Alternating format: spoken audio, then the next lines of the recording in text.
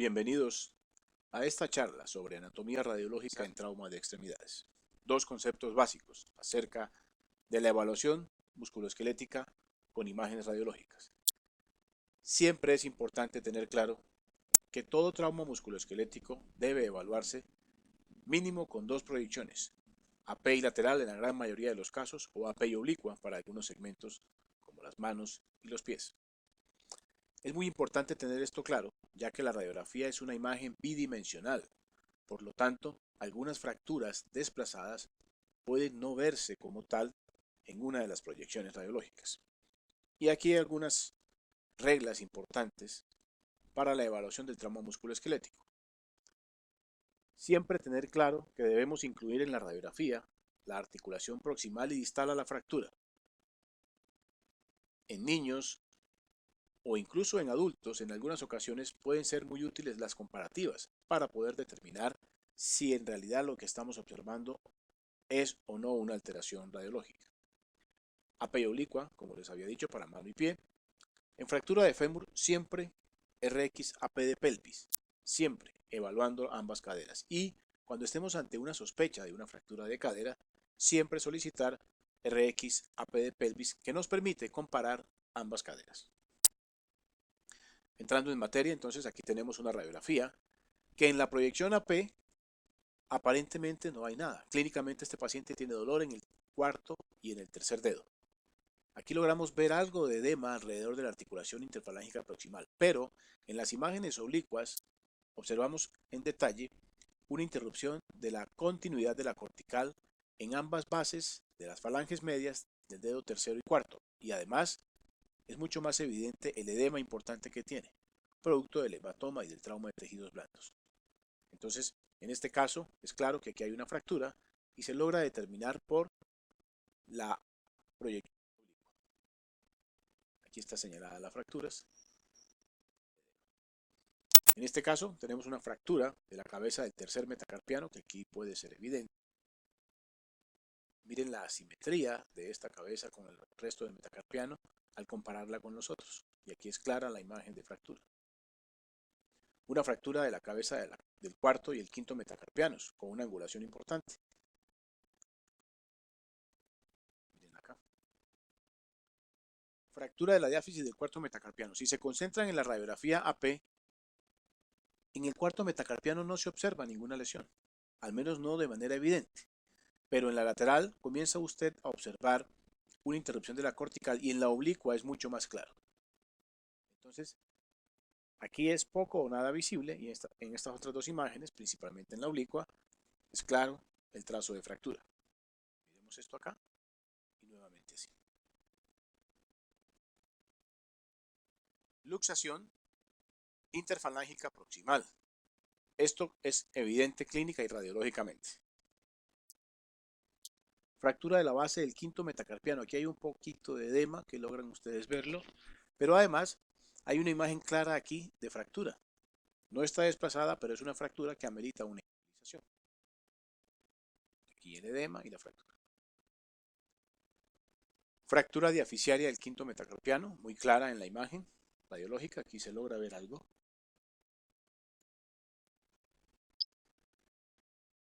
Aquí tenemos claramente una fractura diaficiaria de cúbito y radio en un paciente adulto, cuyo manejo es una inmovilización y remisión para cirugía. Fractura del olecranon a este nivel, aquí logra verse que hay una interrupción de la cortical, aquí un fragmento que está superpuesto con el húmero distal y estos son los fragmentos dibujados. Fractura del radio distal, una de las más frecuentes, miren la deformidad hacia el dorso, está angulada, la parte epifisiaria del radio, miren aquí el trazo de fractura y aquí se ven los trazos. La fractura del escafoides y capitado, recuerden que las fracturas a nivel del carpo pueden pasar desapercibidas con más facilidad. La clínica es muy importante, es lo que genera realmente el alto índice de sospecha. Aquí hay una imagen muy sutil y aquí otra que se superpone y son los trazos de fractura. En algunas ocasiones es más fácil de observar. Aquí tenemos, por ejemplo, un paciente con dolor a nivel del pisiforme Y estas son las líneas de fractura de este hueso. Una fractura a nivel del brazo derecho, un trazo de fractura muy claro, pero además un hallazgo incidental de un quiste óseo y una fractura claramente identificada. En esta imagen es un paciente que tiene dolor y tiene dolor importante al palpar la coracoides. Y aquí hay unas imágenes sugestivas de fractura.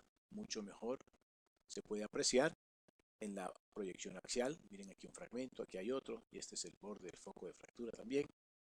Y ahí están dibujados los dos fragmentos y el foco de fractura.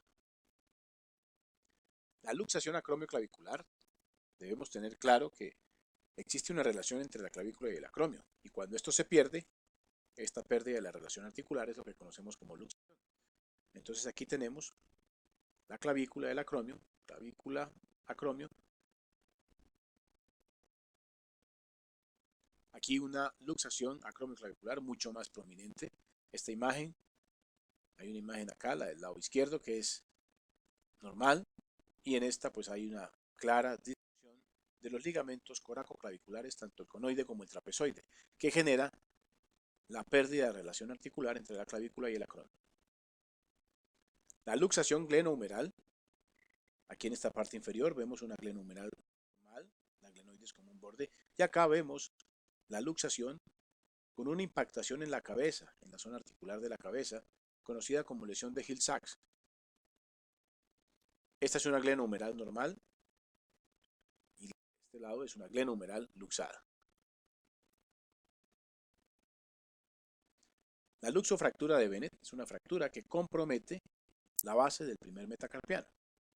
Se conoce como luxofractura porque en más del 95% de los casos los músculos aductores que se insertan acá, el aductor largo del pulgar, genera tracción sobre el pulgar y un desplazamiento con luxación de la cabeza, perdón, de la base del primer metacarpiano con el trapecio.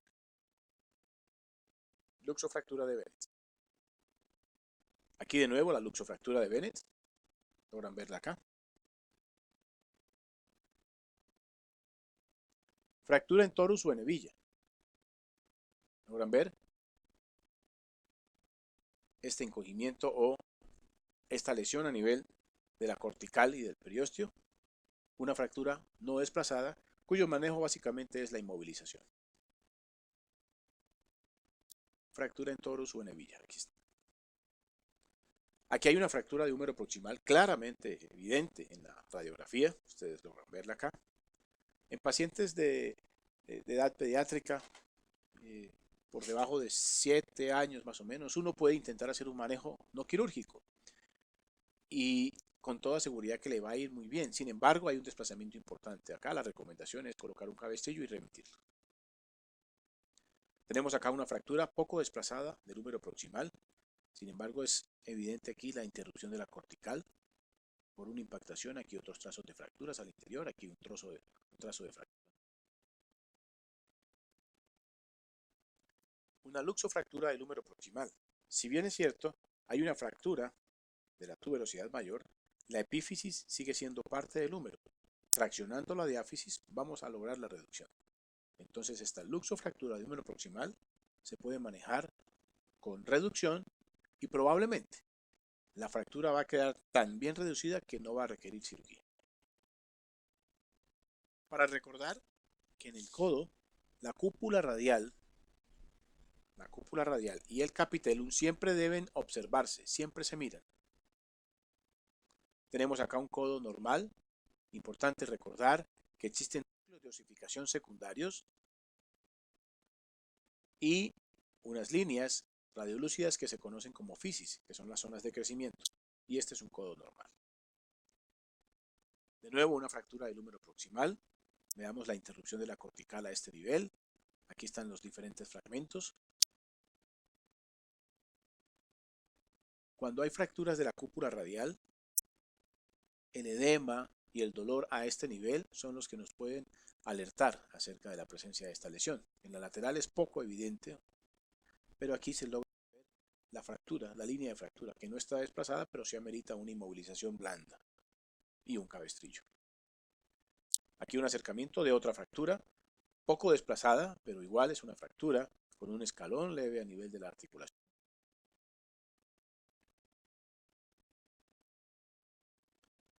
En este caso, una luxofractura del codo. Hay una fractura de la coronoides, aquí se ve un fragmento pequeño que también se ve acá. Hay una fractura a nivel de la cúpula radial con un desplazamiento importante.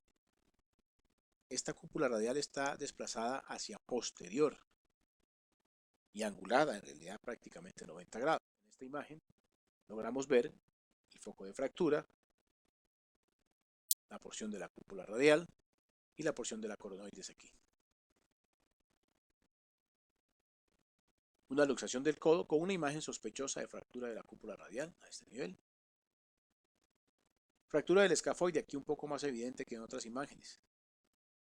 Mire que en la lateral no es tan evidente, en esta AP parece haber algo, pero en esta que es una AP con puño cerrado y con una ligera desviación hacia cubital, se despeja un poco más la fractura.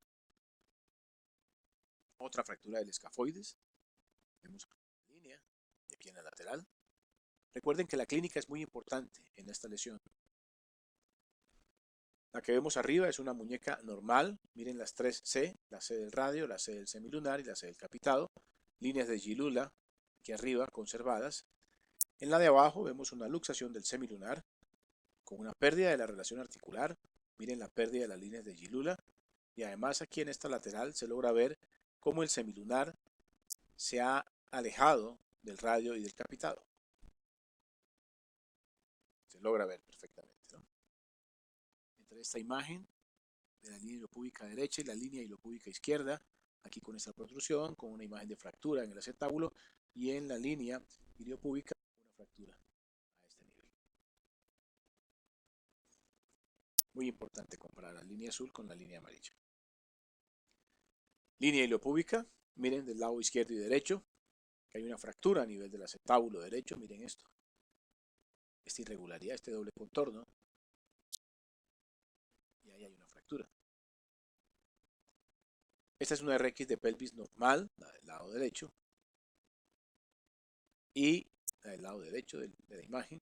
Y acá logramos ver una lesión importante de la pelvis, una lesión en libro abierto. Y cuando hay una lesión como esta, si ustedes comparan las dos sínfisis del pubis, para que esta sínfisis del pubis se pueda abrir de esta manera, tiene que haber sucedido algo detrás. También hay o una luxación o una fractura a nivel de la zona sacroiliaca. Es una lesión grave, es una lesión inestable de la pubis. Miren la sínfisis del pubis normal y la distancia que hay en la otra imagen. Una fractura avulsiva de la espina anteroinferior izquierda, mírenla acá, se logra ver aquí en esta zona. Fractura de cadera izquierda. Si ustedes comparan ambas caderas, se nota la diferencia. Por eso es importante tener una AP de pelvis cuando estemos ante la sospecha de una fractura de cadera. Y aquí hay claramente una fractura a este nivel. Fracturas diaficiales del fémur, claras en la radiografía, muy evidentes. Una fractura a nivel de la inserción del ligamento cruzado anterior. Esta es una fractura avulsiva. Es poco visible acá, usted no logra ver nada, pero acá hay una doble imagen que usted le debe hacer sospechar. Si a esto le sumamos la clínica, evidentemente va a haber algo. Y aquí se logran ver superpuestas otras imágenes radiodensas, que aquí se ve un poco mejor. Estos son fracturas. Son líneas de fractura a nivel de la espina tibial anterior. Es una fractura avulsiva. Pero además vemos una fractura avulsiva del colateral lateral. Miren acá, que se veía también de este lado. Las fracturas a nivel del tobillo, es una imagen clara, la fractura del peroné, incluso la del maleolo medial. Son muy claras las lesiones aquí en esta imagen.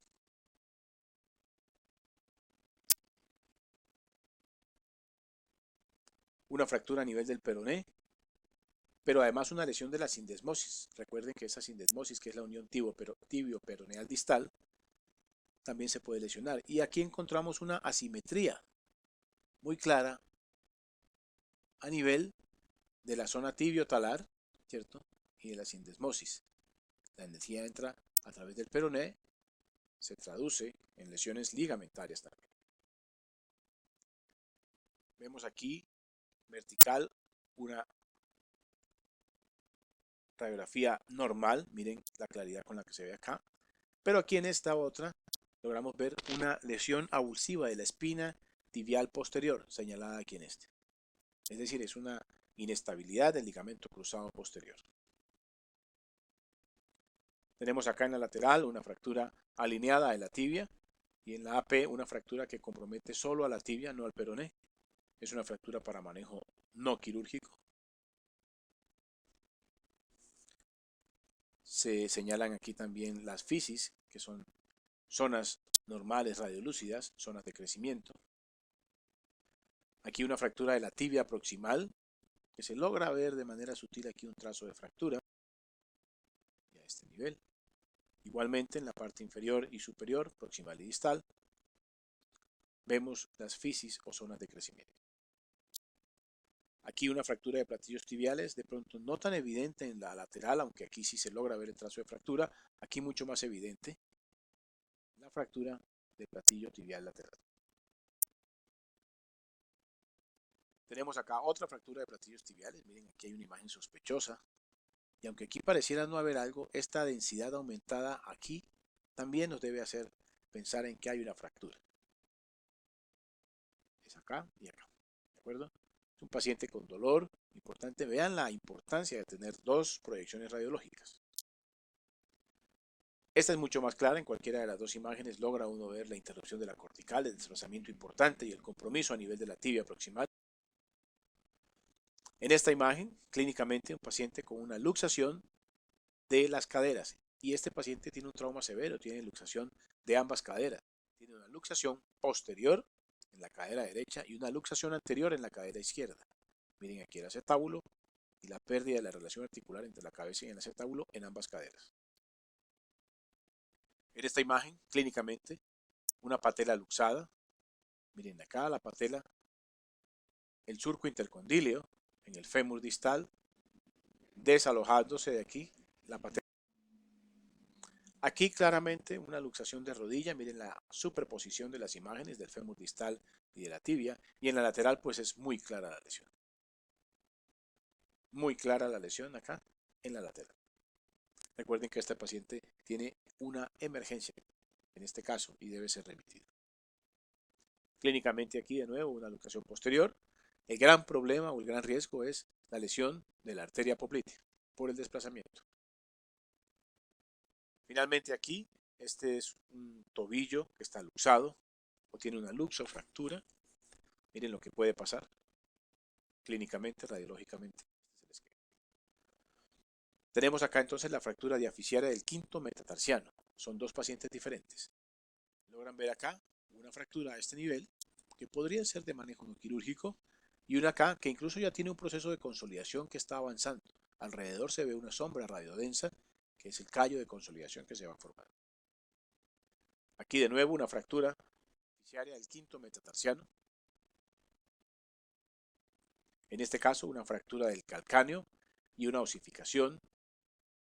Este es un núcleo de osificación en la base del quinto metatarsiano, pero además aquí hay una fractura a este nivel del calcáneo. La parte posterior del calcáneo es un núcleo de osificación secundario, pero un poco más adelante está la fractura. Bueno, muchas gracias por haber escuchado esta charla de radiografías o de patología radiológica musculoesquelética. Nos vemos en la próxima. Gracias a todos.